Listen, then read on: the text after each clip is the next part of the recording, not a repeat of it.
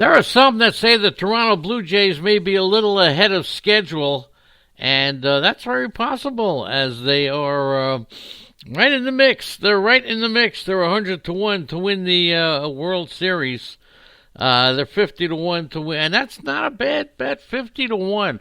I'm telling you, if Mookie Betts gets traded, this team could be ahead of schedule. 76 is the under-over. And I will tell you, that's not a bad deal. 76. I'm going over on the Toronto Blue Jays. But be careful if you're playing fantasy baseball, because if you target Bichette and Biggio, the two newcomers, the youngsters, Kayvon and Dante Bichette, if you're targeting them for stolen bases, they both have shown the ability to run. Be careful. Toronto ranked 26th last year in stolen bases. Okay, but the kids came up in the second half. They didn't run, at the beginning. They were 21st in the second half stolen bases. Took a while to get going.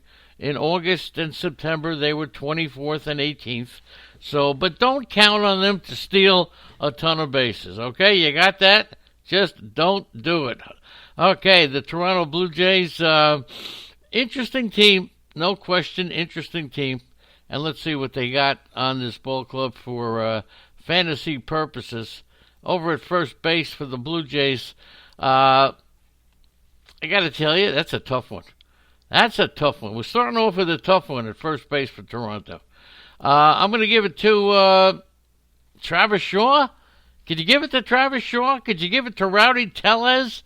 Maybe Travis Shaw plays first base. Maybe Rowdy Tellez is over at DH. They're both left-handed hitters. What do you got for Travis Shaw? 2 consecutive 30-home run seasons, and then Bull Dickey and Poppycock after that. Travis Shaw could also play third base. He's 29 years old.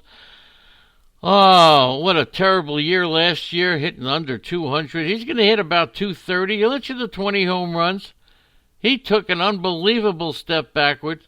He hit 163 through the first 40 games before he went on the injured list with a wrist injury. And then from that, he didn't turn anything around. Rowdy Tellez, on the other hand, we're waiting for this guy. And every once in a while, every time he hits a home run, he's 24. He hit 21 home runs last year. Left-handed hitter. Broke camp with the Blue Jays. He was expected to take up most of the at-bats when Kendry Morales left, but he wound up splitting time at first base and playing DH. He lost playing time before he was sent to AAA. He was hitting about 227, and then he spent a month down in AAA. 245, he'll still hit you. He's 6'4", 220. He'll hit you 15 to 20 home runs. He's going to get a chance. They're really going with the youngsters here, and he's going to get a chance to play. And if he gets a chance, he'll hit 20 home runs in his sleep. At second base and shortstop, you got Kayvon Biggio, you got Bo Bichette, you got Joe Panik backing him up, Brandon Drury backing him up. Kayvon Biggio, the left-handed hitting star. And, yeah, he's going to be a star. And for Kayvon Biggio this year, I'll tell you what I'm going to give him, okay? I'm going to give Kayvon Biggio a lot of playing time. Going to give him a 250 batting average. He'll hit you 20 home runs. He had 16 last year, and he'll steal you 15 to 20 bases. One of the top prospects who was called up in late May. Went into the starting rotation at second base, played 84 games, started 8 games in the outfield, played a couple of games at first base, was a DH, but not going to have his breakthrough season yet. Not going to have his breakthrough season yet.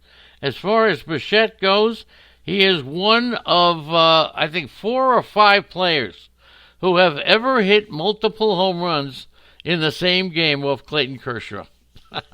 That's Bo Bichette. And 297, 20 to 25 home runs, 20 stolen bases. Vlad arrived a couple of months earlier. Bo Bichette came up in, late July? And it really made a big announcement. He made a bigger splash than Vladimir Guerrero, okay? And he said, remember last year, at the beginning of August, He doubled in 9 straight games and got 13 extra base hits in his first 11 games, okay, of his career. All right, so I mean, he did a good job. Did a good job. You know, he has a little. He's not the fastest guy in town. He could get a little uptick in his speed. Whether or not he does it, he'll still steal 20 bases, and that's Bo Bichette. That's a good. I mean, Biggio and Bichette, man, that's a great combination for years to come. Over at third base, as I mentioned, could be Travis Shaw.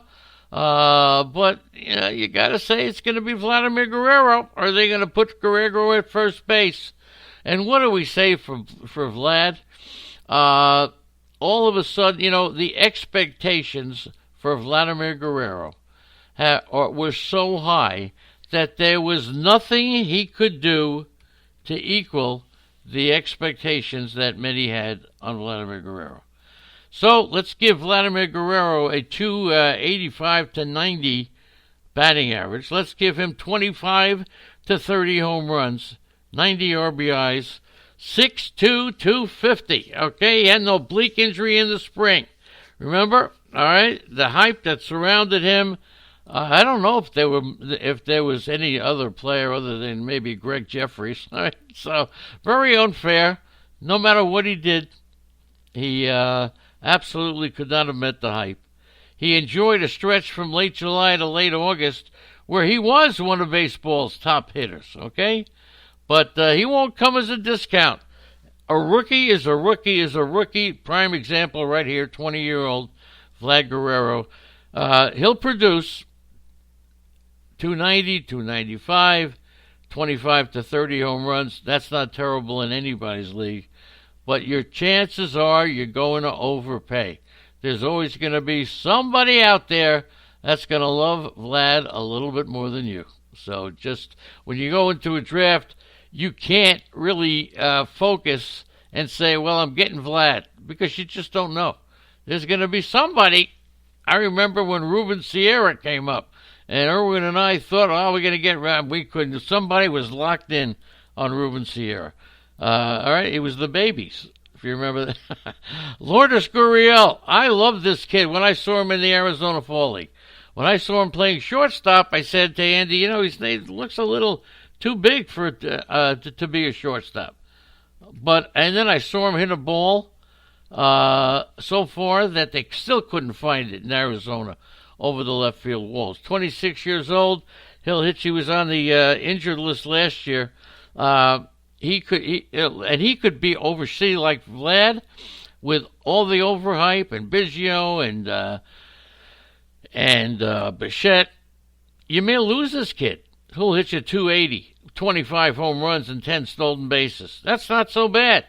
And when he sent them down last year to AAA to get things started, he did turn it around. When he came back, he hit 290. Okay, he had knee injuries, he had quad injuries. This could be a year. He could walk a little bit more. He could strike out a little bit less. He could make contact a little bit more. But I'm telling you, now you can say all you want about Biggio. You can say all you want about Bichette. You can't say all you want about Vlad because there's too much to say. But this kid could be as good or better. He fits right in.